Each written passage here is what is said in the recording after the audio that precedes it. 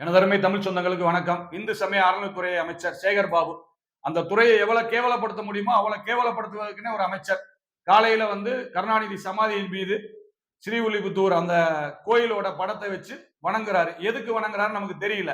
உனக்கு வணக்கம் சொல்லணும்னா நீ வணங்கிட்டு போ. நீ உருளு அங்க பிரதேசம் என்ன வேணாலும் செஞ்சுட்டு போ. உன் தலைவர் நீ சம்பாதிக்கணும், நீ நடிக்கணும், நீ நல்ல பேர் வாங்கணும் செஞ்சுட்டு போ. எங்களோட நம்பிக்கையும் அடையாளத்தை நீங்க ஏது குச்சப்படுத்துறீங்க? ஒருத்தர் சைனவம் வைணவ் அப்படின்னு கேவலமா தரக்குறைவா பேசினாரு. இன்னொருத்தர் 1000 கோயில் இடிச்சாலும் இந்துக்கள் ஓட்டை வாங்குவது எப்படின்னு தெரியும்னு ஒருத்தர் பேசினாரு. இதையும் தாண்டி இந்து மக்கள்லாம் நம்ம ஓட்டு போடுறோம் நம்பிக்கையில அவங்க பேசிட்டு இருக்காங்க. தயவு செய்து இந்து மக்களே நல்லா யோசிங்க. நம்மளை மட்டும்தான் அவங்க கஷ்டப்படுத்துறாங்க, காயப்படுத்துறாங்க. ஏன் அந்த சமாதியில ஒரு இஸ்லாமிய தர்காவையோ இல்ல ஒரு கிறிஸ்தவ தேவாலயத்தையே வரையலாம் படமா வச்சு நீங்க கும்பிட்டுக்கலாம். ஏன் கும்பிட மாட்டாங்க? ஏன்னா அவங்க எல்லாம் கோவப்படுவாங்க. நம்ம மட்டும்தான் கோவப்பட மாட்டோம்.